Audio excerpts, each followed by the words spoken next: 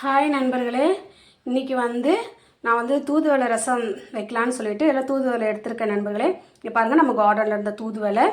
ஒரே ஒரு தக்காளி கட் பண்ணி வச்சுருக்கேன் நண்பர்களே. ஒரு 4-5 பல்லு பூண்டு, கொஞ்சம் தனியா, கொஞ்சம் ஜீரகம், கொஞ்சம் மிளகு, கொஞ்சோண்டு புளி, 3 காஞ்ச மிளகாய் நண்பர்களே.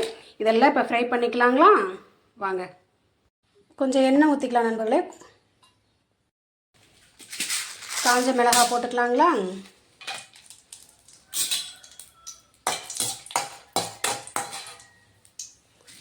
அப்படியே அந்த ஜீரகம், மிளகு, தனியா இதெல்லாம் எடுத்து வச்சுருந்தோம் இல்லைங்களா, இதையும் போட்டுக்கலாங்களா?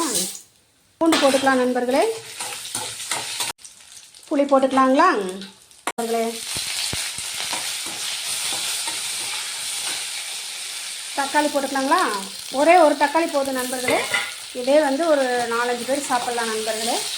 இங்கே பாருங்கள் நண்பர்களே, நல்லா ஃப்ரை ஆயிடுச்சு நண்பர்களே. இது இப்போ அடுப்பை ஆஃப் பண்ணிவிட்டு இது கொஞ்சம் ஆறணுன்னே மிக்ஸி போடலாங்களா? இங்கே பாருங்க நண்பர்களே, நல்லா பேஸ்ட்டாக அரைச்சாச்சு நண்பர்களே. ஊற்றிக்கலாம் நண்பர்களே. தவா வச்சு கொஞ்சம் எண்ணெய் ஊற்றிக்கலாம். கொஞ்சமாக ஊற்றிக்கலாம். எண்ணெய் காஞ்சிச்சு நண்பர்களே. கொஞ்சம் கடுகு போட்டுக்கலாமா? கடுகு பொரிஞ்சிச்சு நண்பர்களே. கருவேப்பிலை போட்டுக்கலாமா? இந்த இதை எடுத்து ஊற்றிடலாம் நண்பர்களே. கிளாஸில் 2 கிளாஸ் தண்ணி நான் வைக்கிறேன் நண்பர்களே. இங்கே பாருங்கள், அப்படியே இந்த ஜாரில் ஊற்றி நல்லா பண்ணி ஊற்றிடலாம் நண்பர்களே. உங்களுக்கு எவ்வளோ தண்ணி வேணுமோ அவ்வளோ வச்சுக்கலாம் நண்பர்களே.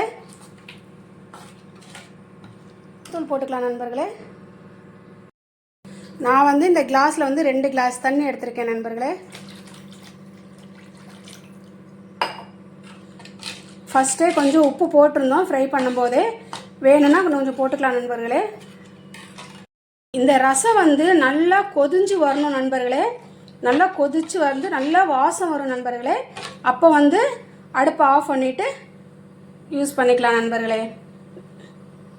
இந்த வீடியோ பிடிச்சிருந்தா லைக் பண்ணுங்கள், சப்ஸ்கிரைப் பண்ணுங்கள். இந்த தூதுவளை ரசம் நண்பர்களே, கை கால் வலி, மூட்டு வலி, அப்புறம் இது தும்மல், இருமல், சளி பிடிச்சிருக்கு அப்படிங்கிறவங்களுக்கு எல்லாமே இந்த ரசம் குடிக்கலாம் நண்பர்களே. இங்கே பாருங்கள் நண்பர்களே, ரசம் நல்லா கொதிஞ்சிருச்சு நண்பர்களே. இங்கே பாருங்கள், தூதுவளை ரசம் ரெடி ஆயிடுச்சு நண்பர்களே.